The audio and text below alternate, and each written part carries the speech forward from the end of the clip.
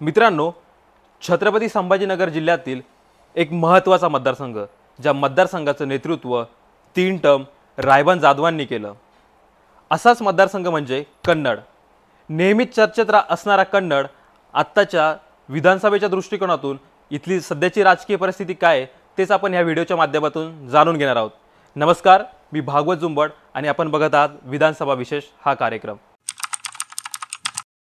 मित्रांनो, कधी काळी कन्नड हा काँग्रेसचा बालेकिल्ला म्हणून ओळखला जायचा, पण 2004 साली पहिल्यांदा ह्या काँग्रेसच्या बालेकिल्ल्यावरती शिवसेनेने आपला भगवा फडकवला।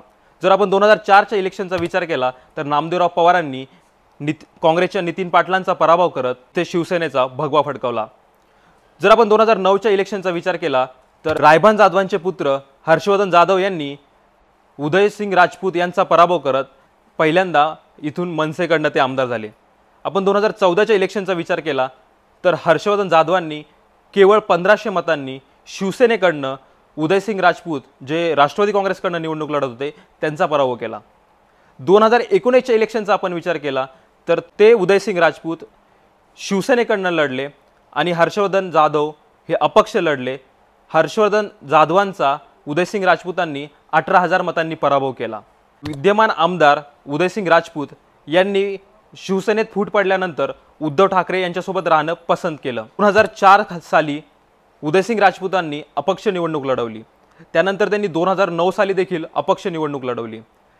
ते एकेकाळी राष्ट्रवादी काँग्रेसचे नेते म्हणून ओळखले जायचे, पण 2014 साली पहिल्यांदा राष्ट्रवादी काँग्रेस, शिवसेना, काँग्रेस आणि भाजप यांनी वेगवेगळी निवडणूक लढवली, त्यामुळे त्यांना पहिल्यांदा 2014 साली राष्ट्रवादी काँग्रेसकडून संधी मिळाली आणि त्यांनी दुसऱ्या क्रमांकाची मते मिळवली आणि केवळ 1500 मतांनी त्यांचा पराभव झाला। उद्धव ठाकरे यांच्यासोबत राहिल्यामुळे मतदारसंघामध्ये बाबतीमध्ये सहानुभूती असल्याचं स्थानिक पत्रकार आपल्याला सांगतात। उदयसिंग राजपूतांच्या बरोबरच शिवसेनेच्या बरोबरच काँग्रेसने देखील या मतदारसंघावरती दावा ठोकल्याचं आपल्याला दिसतं। 2004 साली शिवसेनेकडून निवडून आलेले नामदेवराव पवार त्यांनी 2014 साली काँग्रेसमध्ये प्रवेश केला आणि 2014ची इलेक्शन त्यांनी काँग्रेसकडून लढली। शिवसेनेच्या जिल्हा प्रमुख पदापर्यंत मजल मारलेल्या नामदेवराव पवारांनी पक्षांतर्गत मतभेदांमुळे 2014 साली काँग्रेसमध्ये प्रवेश केला। 2014ची इलेक्शन लढवल्यानंतर 2014च्या इलेक्शनमध्ये त्यांचा पराभव झाला। 2019ची इलेक्शन त्यांना लढवता आली नाही, कारण आघाडीमध्ये हा मतदारसंघ राष्ट्रवादी काँग्रेसला गेला।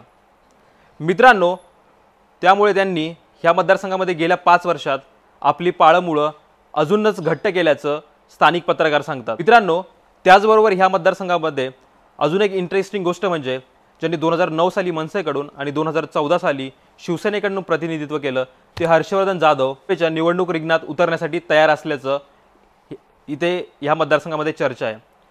मराठा आरक्षणासाठी आपल्या आमदारकीचा राजीनामा देणारे हर्षवर्धन जाधव नेहमीच वेगवेगळ्या कारणांनी चर्चेत असतात। रावसाहेब दानवेंशी असलेला त्यांचा वाद हा सर्वश्रुत आहे। मित्रांनो, वेगवेगळ्या कारणांनी हर्षवर्धन जाधव नेहमीच चर्चेत असतात। मराठा आरक्षणाच्या मुद्द्यावरती त्यांनी आपल्या आमदारकीचा राजीनामा दिला आणि आपला स्वतःचा पक्ष स्थापन केला। 2019 साली त्यांनी तत्कालीन औरंगाबाद लोकसभेची निवडणूक लढवत चंद्रकांत खैरे यांच्या पराभवामध्ये मोलाचा सहभाग नोंदवला, अशी ह्या मतदारसंघामध्ये नेहमीच आपल्याला चर्चा ऐकायला मिळते। त्यामुळे हर्षवर्धन जाधव देखील ह्या मतदारसंघातून निवडणूक लढवण्यासाठी इच्छुक आहेत। त्याचबरोबर अजून एक इंटरेस्टिंग गोष्ट म्हणजे रावसाहेब दानवे यांच्या कन्या संजनाताई जाधव ह्या देखील ह्या मतदारसंघातून निवडणूक लढवण्यासाठी तयारी करताना आपल्याला दिसत आहे, ज्यांनी 2003 पासून ह्या मतदारसंघामध्ये वेगवेगळ्या माध्यमातून काम केल्याचं आपल्याला दिसतं।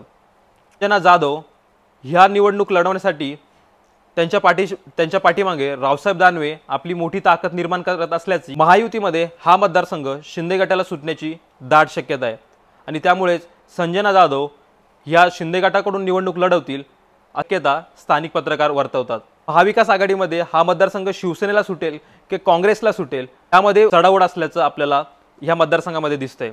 कधी ह्या मतदारसंघामध्ये नामदेवराव पवार दावा करताय तर उदयसिंग राजपूत म्हणताय की शिवसेनेलाच ही जागा सुटेल।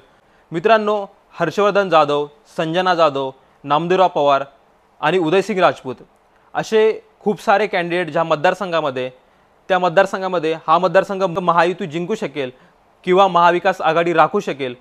तुम्हाला काय वाटतं? कमेंट बॉक्सच्या माध्यमातून आम्हाला जरूर कळवा। आमचे नवनवीन व्हिडिओज बघण्यासाठी आमच्या चॅनलला लाईक करा, शेअर करा, सबस्क्राईब करा. धन्यवाद.